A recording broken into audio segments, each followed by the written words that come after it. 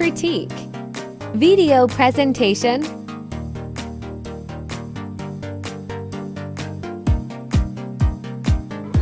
I selected the artwork created or designed from modern period. Modern art includes artistic work produced during the period extending roughly from the 1860s to 1970 and denotes the styles and philosophies of the art produced during that era.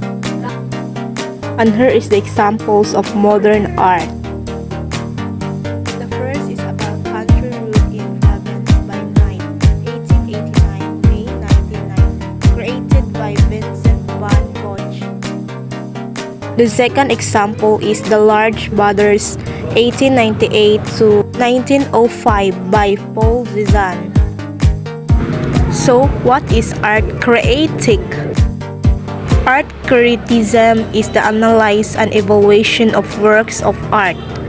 It is interpretive, involving the effort to understand a particular work of art from a theoretical perspective and to establish its significance in the history of art.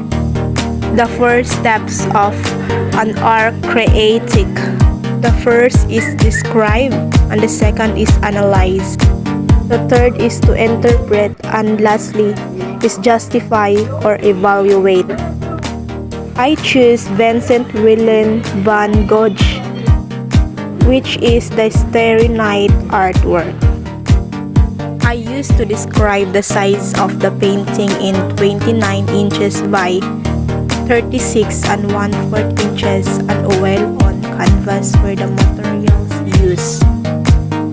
On the left side of the painting, there is a group of black lines that curve in waves upward, coming to a point. To the lower right, there is a small town that leads up to hills and then mountains. The painting is set at night, and the sky is a wondrous swirl of bursting blues, greens, and a gentle yellow for the crescent moon that is in the upper right corner.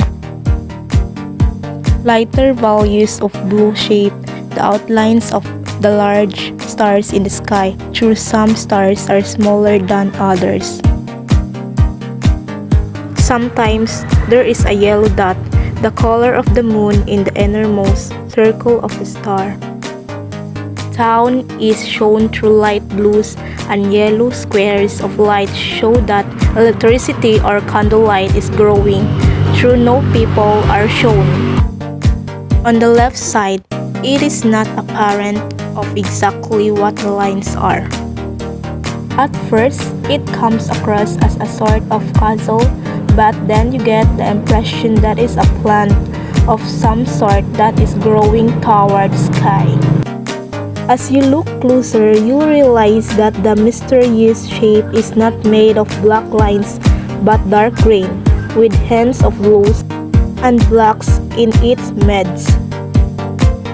Balance is shown because the crescent moon over the town gives a taller feel to the right side, giving the left side unequal.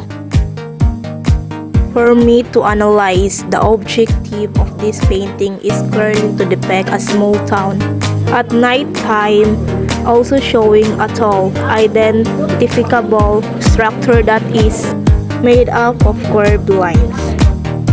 The aesthetic viewpoint is emotionalism. Work is a realistic. You can detect the emotion within the painting.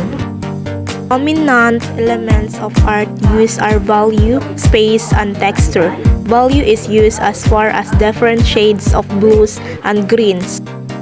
Value is shown throughout the wall painting.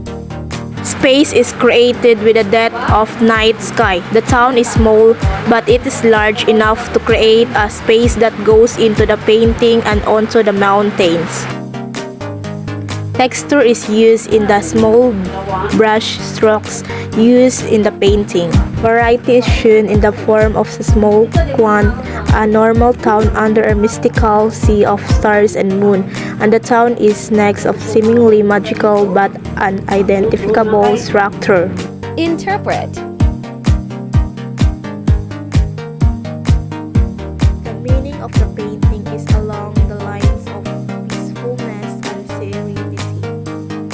Moving on, I see that the painting expresses a dark mood but happy at the same time. I mean, this is the way that night has darkness, but light intrudes, creating a feeling of calm beauty. This artist, which is Vincent van Gogh, used the combination of imagination and observation while he painted this landscape because he wanted to capture the beauty of night. And lastly is justify or evaluate. It is such an iconic masterpiece that skillfully embodies all the elements of art and principles of designs. I love mysteries, and because of its beauty, emotions, and creativity, Starry Night is definitely an exceptional work of art.